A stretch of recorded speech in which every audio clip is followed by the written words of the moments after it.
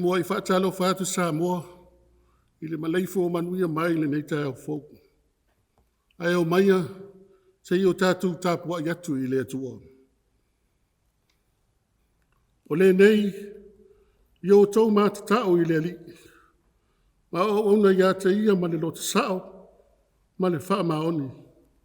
A I o tautu ese ina o atua na o ona ia I o tau tamā I le lai tua o le vaitafi. Ma ai ko pito, ma ia o tau o auna I le ali. Pea whai whai e leanga ia te au tau auna I le ali. I nā fili ia o tau I le asonei. Po ai tau te au auna iai. Po atua na au auna iai o tau tamā. O e sai le lai tu o le vaitafe. Po atua o sa amori. E o la tau le nuu o tau no nofo ai. Awa o nei, ma lou a inga. Ma tau te au auna I le ali. Se o tātou te talo mo le ngang pa ia. No mātou tamae o le langi.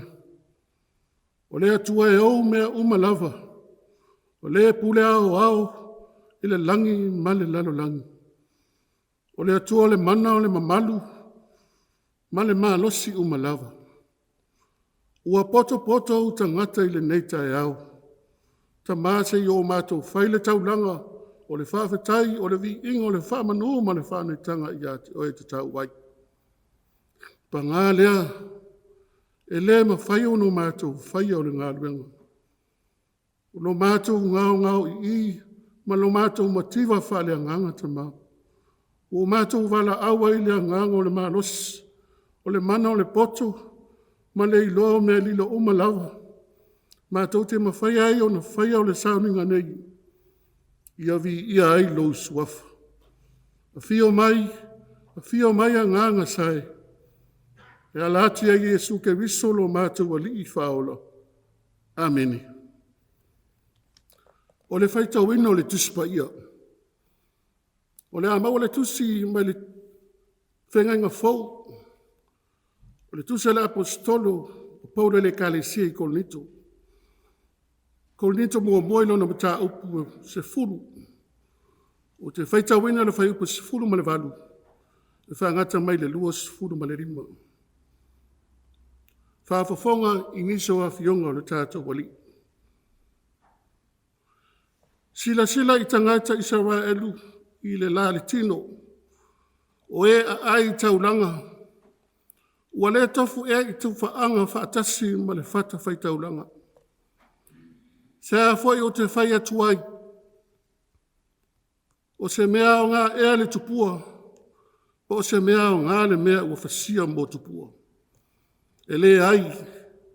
A o mea ua whasia enu ese. Ua whasia e I lātou mo te moni. Ai le o le atua. O te le loto fo ina I o tau mafuta whaatasi ma te moni. Tau te le ma whaia o na inu le ipua le lii. A toa ma le ipua te moni. Tau te le ma whaia o na whaatofu sia le lao aia le li. A toa ma le lao aia te moni.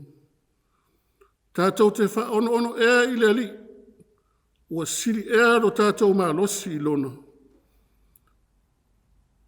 Ua ta ngā tā mea uma I a tea. Ua ta tanga mea uma I a tea. A ua lea o ngā mea uma. Ua ta tanga mea uma I a tea. A ua le wha mea uma. A ua le sa ile se tasi lona lava le lei. A ia tai tasi ma sa ile le lei o le isi. O mea uma ua whaatawina I le mea whaatawaia ano manu. Ia o tau a ai. A ua lava le fesili o no le loto fua te ifu. Ia whaamanu ia mai I le atua. I le whaitawina o ana fionga pa ia. Ma ia tū mau atu ia te ia lona lava vi inga nei e whaavavau lava. Amen. O le launga e le suafa mamano le atua le tamā, le alo ma le anganga sa. Amen. O le amau le matua, mai le tusi sa tātou whaitawina mai le whenga fau. Ko nito I lona mataupu e se fulu. A lona whai upu e se furu ma le walu. O te whaitawina e whapea. O wā o le mata upu le sa tauru. O le valea lea i e ma laia.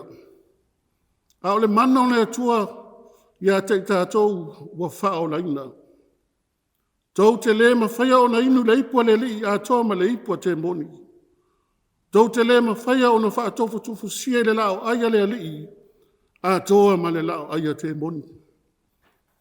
O le manatu au tū, o le tuse le au leo leo, o le lima taitai na ai, le nei fo i vai gasu, le wha apea, o le mana o le sa tauru, the power of the cross, o le mana o le sa tauru. A whai tātou te tautara i le upule nei o le mana, po o mea ma mana. O lona uinga ua tala noi me so tai mane malo si lilo. Ia po o le upu foi lea ua tā ua le tātou ngana Samoa, o le mauli. I tala tu o le ngadu ufa Samoa, o le mana po o le mauli, e afi fi ma tāo whai le upu lea o le anganga. O le malo si lea e o lai le tangata. O le api sā, le whai mai e nofo ite, ai mana tuna tunga ma le anganga o le tangata. E iei taimina whaapea nei Samoa Yasua na mua, whai mai e i tū rua tangata. Ai o le wha mana mana ma le wha ite le na mate ai malo. O lea foi na wha valo ai na whanua ma whaapea ane ngā maari atoa, fitse manu. Ia tale i langi se hao lo malo.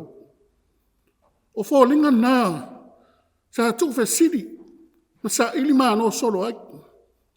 Whape nā fo i le laro langi. Sa whe lava sai, ma sua ma veu o na tali tonunga ma tau whinga. Sa whe numi ai le amatanga. Sa se ona no numi ma ngao e le mautonu. Ai ina wa whe ngao i ai le anganga ma mano le atua i le whangatai. Ma whetalai ina ama lama ia. O na ma lama ai lea. O suru ave malo losi o le tala le lei. O inana motu sia ai taulo le pongi sa. Ina wato ai maila malama lama o le li faola. Ma watasi ai le whaafitinga o aleanga. I le talia o le mano o le atua silisili esi. O lea wale ai ma solo ia mauli wha i tū rua. Po o mana o aitu po malangi o Samoa. Ai watafa manino maola malama lama le atunu. I le tātou tusi whai tau o le nei Taeao. O lea fo i le ngao sāwhe numi ai. Sāwhe tā iai ma le apostolo Paulo i Korinito. Ina o nofo ai Paulo mo le tasi ma le awha tausanga i Korinito. I lana malanga wha amiusa nawe lona lua.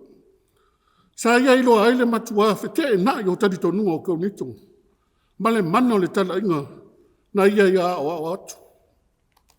O lana tusi mua lana nei a Korinito. Na tusi mai e feso i lana malanga wha amiusa nawe lona tonu. Ua matua lu i malosi ai i a Korinito. E le aise au ngā, e tali tonu wai o la tau atua tā ua. O le pete ono e leni ma Roma, i le aise manu e mau ai. O le whaafita auri lea, ua whaima ngase o le kare se konito. Ua mai tau winga la wai ma maa futa niso i tāpua inga whaapau. Ua aima whieinu wai, i mea sa o se tau langa i atua mamatia. I lo la tau lava malama. E le aise mea whainga ai.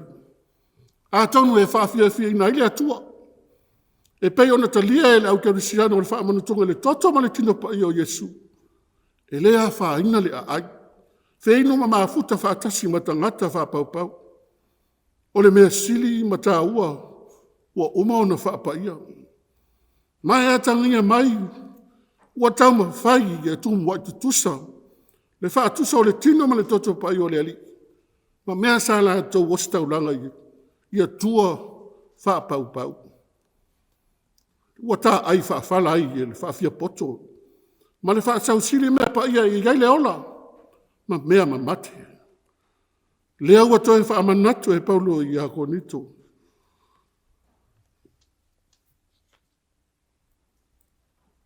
So sola ese maia. So sola ese mai lei foi tupua. Ma le tapua ia tua wha pau pau. Tau te le mawhai ona ai i le lao ai. Ale li whatasi ma le lao ai a te moni. Tau te le mawhai foi ona whengu. I le toto le li ma mea o foi natu i tupua wha pau pau. O i fonga i tupua matari tonunga o le pongi saa. E osi le tangata wha le lano langi masa ile le poto. Whai mai e maua lunga matu mate. E le poto e lima taitai ne tu wha satani. E i umalai ai. O koe nito e tapua i atua o tala tuo e leni maroma. E wha mamalu i atua o rime pia. Ma tapua i atua wha le malo. E matua fefi loita li tonunga o nei tangata ko nito. A wafai o le onga to tono fe whataua ingo le lalolangi. Ma o se kolona le malo roma. O atua o ko nito e iei a foretate po Venusi o a Apollo seu maisi. A o la tau atua wha le malo. O kai sara po le ame peroa e pei o le ta ua o le tapua inga wha ame peroa. Ma ua tapua inga i atua wha paupau o ko nito. O se uro se sala, o loo sa pasu i ele ngasu ma le ngao sao taritonua, fefi loi ese. Ile ma le nei, o tapua inga i atua o ko nito, e matua ta vivili ai whainga whaate moni. E ala ia mionga, anga sala ma le muli lulua. O tawa tane matali ngā tane, e le o le aa e tui e le i le atua. O le fesili, e mafua mai fea nei taritonunga ese ma le pauliuli. E mai le poto ma le maloso le tangata waifo i tupua, ma ua atua i le tamau a inga. Tupua ma mate fai mata ta linga ma le ngutu, ai le ma fai ona wa ai, fa longo pe tautala. E fai o la tau isu ai le songi. E fai vae ma lima, ai le ma fai ona savali ma tango. E le ai foi se leo yo la tau fai. Fea le tu fo ile tu la fono. Aua nei fai mo aini atua ese o luma. Aua te ifo iai pe te tapua iai. Ua anei. O le poto moto lea. Ua whaate se inga ai fo i Israel. Le nu o le atua. Ua avele tamau a inga ma le atina e ino le malo i sa ilinga ese. Ua ofi mai ai mea te se ma le malaia. A lea na whetala ane ai lea tua ia Isaia. Lea fo i wata ue le apostolo Paulo. I le tusi a konito. O te wha o matia le poto e poto. Ma o wha lea o ngā ina lea ta mai o e ata mamai. Sa whetu na i muni ao le tō whapa ia lea tua. Pese a se a wala e lawe ina mai ele lalo langi. Mai le maua lunga o le poto ma le ata mai ngā o i. Ma le whenua mia i o le tangata. O le ale i unga o le whaatua whala inga pa ia le atua. O le sa tauro e tui mo mamo. Ma wha maua lalo ina ai mea maua lunga ma le ino sio le lalo langi. O lona uwinga o le sa tauro. O lona wha sino manga lea. Na tau walunga ele tō wha sa ili mafua le atua. Na amata la langa mai le amatanga. O le ata o le sa tauro. E amata mai le liu tino tangata o le atua. Ua sa sao na mamalu. Ua whaama walalo ina. Ua liu tino le atua. Ma ua whanau mai e pei foi o le isi tangata. O le awa o mai a le sa tauro. E ti ngā o na mata ngā le tau mata ngā. O se tene muli na te le i loa se tane. Ai sa ia mo ina le mata ngā. O sa valia le ala o le whanu maina. Sa wha sa taro ina lona tau le leia. Sa ia usta ia le tō whātu tasa lona tamā.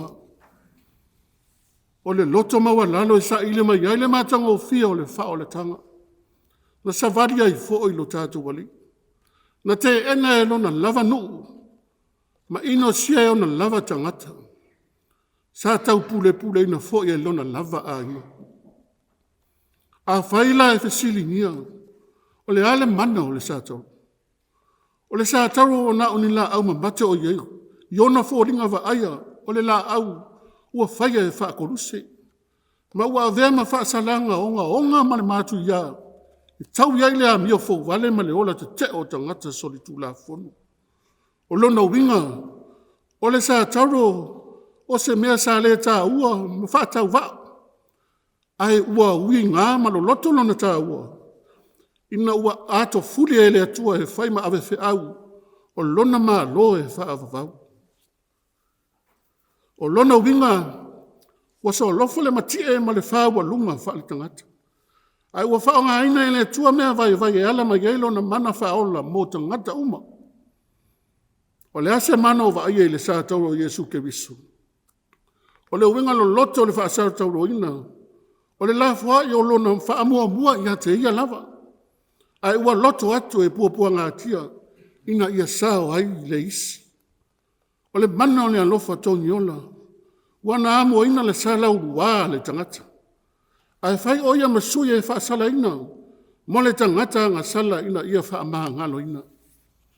E pe ona whai maile pese lua se fu ma le wha le kale sia. O le mea e ofo ai lona lofa whaapenei. Wana le whaasao ina ai lona alo o le lei. Ina ia maa ngalo ai tātou uma ma ola ai.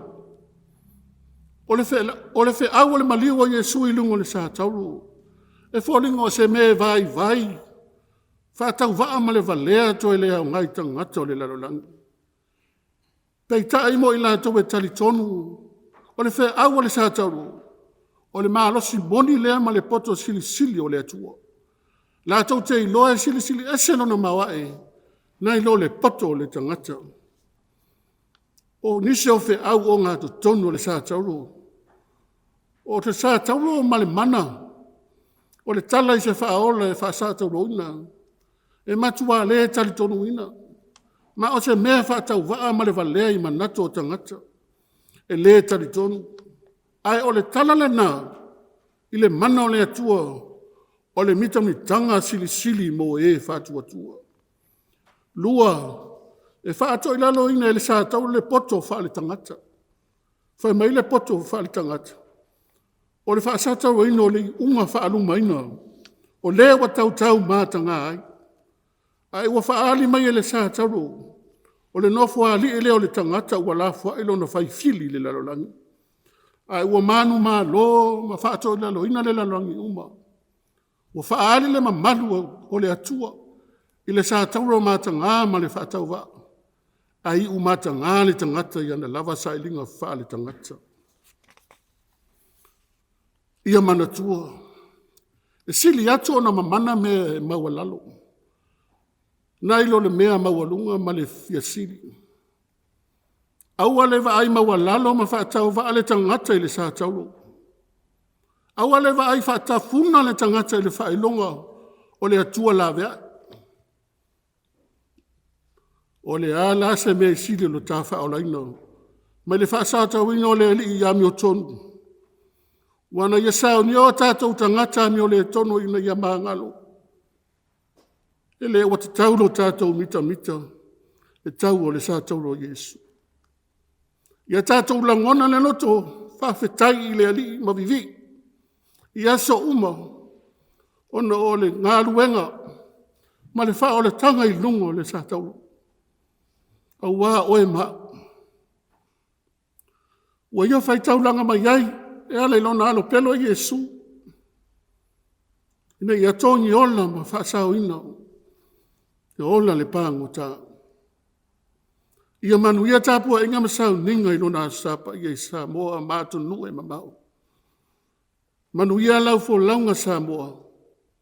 I le suafo Yesu. Amene. O le a tātou pepese i le pese whaas fulmaletasi. Whaas fulmaletasi. Pese tātou te vivi iai.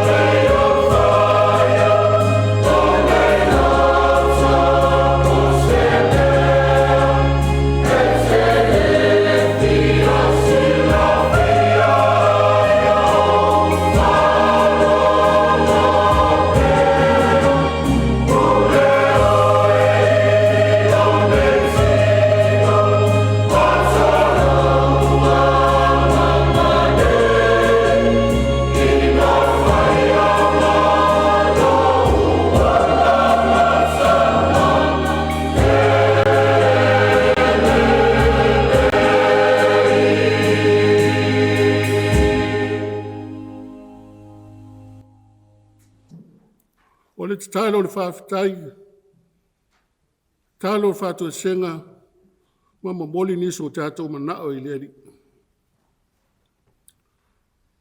Lo mātou tamai o le langi, e pa ia lava lo suafa, le tupu siri ase ma le mamalu, le todu tasi pa ia, le tama le alo ma le anganga sa. E vivi ia e mawha manu ato o mātou anganga I atu oe o le atua mamana, o lo so I fua lava pea, e whawhetai ma whaane ina oe le pule au I ngā luenga mamana, ma le matangofia o malava o lo tumu ai le langi ma le lalo langi. Ua malei fua manu ia mai lau atunu mai malo longo le po o mawai. Sa e leo leo wai le tu le moe. Wa fuai o na le sa tia lo mato wola I mala o le pongi sa. O nisi fua I sa fea ngai ma tiuti mga ruang o le po o mawai. Nisi sa I li uta ma le tai. Lea ua mapu manu ia e I whanua. Wai u manu ia fe au malawa singa o le nawa I aso wa tuanai. E ui na whita ia e le fō launga ma pe au langa vale o le ola. Ai peitai, whawhetai I le ola fōu ma le mālosi whawhōwina. Whātasi mau manu ia sautua lasa o le tino, le mawhau ma le anganga. Leo lo mātou mau ai le fia ma le sao le tonga. Ai maise lau whamalo longa I o mātou tino mamai. Whawhetai lau alofa tau muri I fe au mga luenga te tono a inga. No le malo ma le ka le sia. Sa e au le uru fafo ma le uru fale I aso taitasi. Le leo ino whanau le ala usu atu ia onga ma le toe fo I mai. Whapea fo I ta maa le tapua inga nai tua ama tutua. I maota malawa. O lou lava nganga pa ia leo lo mātou visoso na sili. Wa le lei mamanu ia ai wha moenga alau whanau. Whawhetai au a fionga pa ia, wa ala mai ai lo fina ngalo mo I mātou. Lea tā ua o le whātua wha maoni, le ola matau ma alo lofa wha maoni I atu oi. Ai le o le ola fe mo wai. Whawhetai lo a lofa wha pale, ono no mātou talia ino tupua mātua wha pau I o mātou lotu. Wa whaua ai lo wa fio anga I o mātou tangata. Sili ono mātou loto ma mawhau ia so umali ngā luenga. Ma le lenga na e sauni e ala ia Yesu I lungo le sātau. Le mana le ngā luenga whaola mo le lalo langi anga sala. Wa whai ai oe ma so o tanga le wā o I mātou o tangata anga sala ma le atua a meo tonu. O e whaatoi lalo I na ai le oti ma se oli na ua e toi tū manu malo. Ia vi ia lava oe e whaavavau lava. Ai panga lava lea lo mātou atua, e langona lava le whaatau waa ma le loto maasiasi lumo loma malu. Ono o tangata e anga sala lava ma sori tula fono I mātou. O tangata fo vale ma le anga maasisei. E tau tino ma le whaamaoni, e mai lava I o mātou tumbua I o ifo I o mātou a lofi vai. Wa pisi ma ele lea I anga sala, ma mea le anga o le ola nei. O mātou aunga te tae amo a mātou sa tauro, ma muli I o wala.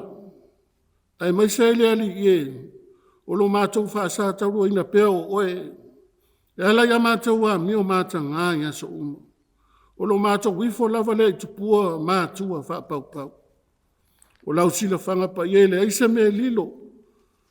Wato ele atu o mātou loto ele ta fo elo sa tauro. O mātou whātou ese atu wha mole wha ngalo I mātou.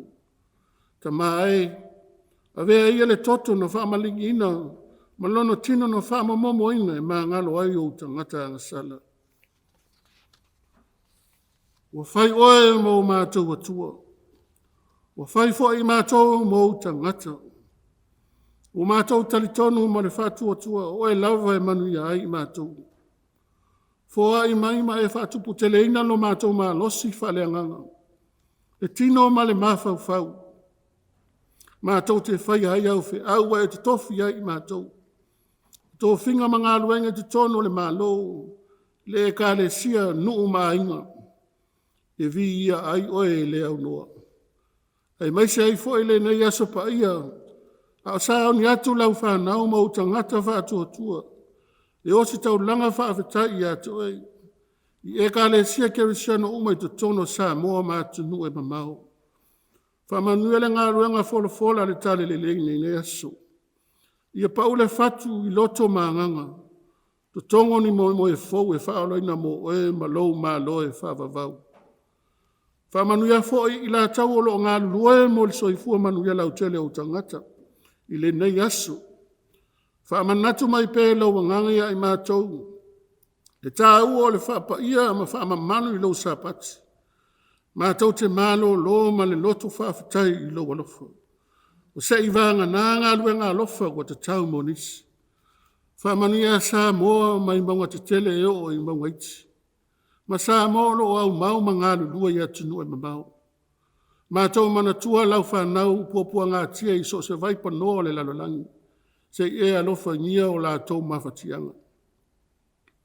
Whamalosi mawhisoso ni mailo anganga mātou te lavatia ai. O na amo mātou lava sa tauro I rui tau. Ma whawhita uli o lo whea ngai mo lo mātou wola wala wina. O mātou mana tua e foile au kerisiano. Sawa ina le lalo langi. Ona ole moli maule sa tauro manu malo le kerisa to e tu. Ia mumu ma susuru pere la mepo le whatua tua. Na ia ola ma lama ia nganga o paolo ngia ia ngasala. Ia vea ma meli sua malie. Ki ngā mapua ngā ono le mau ia te oile kerisa manu malo. Yesu keriso e. Ua maa ona e whaai lolo to e fio whaalua mai.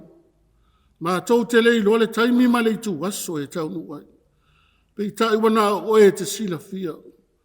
So ni mai na ia wha amalo sia. Ma tu maulo ma tau whatu tu e wha tali e pēr ma le ono sa. Ma whaia pēr lo fina ngalo ia sa umo lo ma tau wola. O lo ma tau te talo lea ta ma wha tase ma te talo leo I loto lau wha nau wha tua. O mātou o fwoi nātu ia whaia iai lau fina ngalo. Ai awa o mātou loto e ala atu le suafo Yesu. A o le manuia ma le file mu moni o ele atua le tamā. Ma loa le pelo Yesu ke riso. Ile ma le mawhatanga le mo te sia whaatasi ma lou lava nganga. Ia ilunga leo I mātou nei. Ma lau wha nau wha tua umai le lano langi. E whaavavau lava. Amene, ma amene.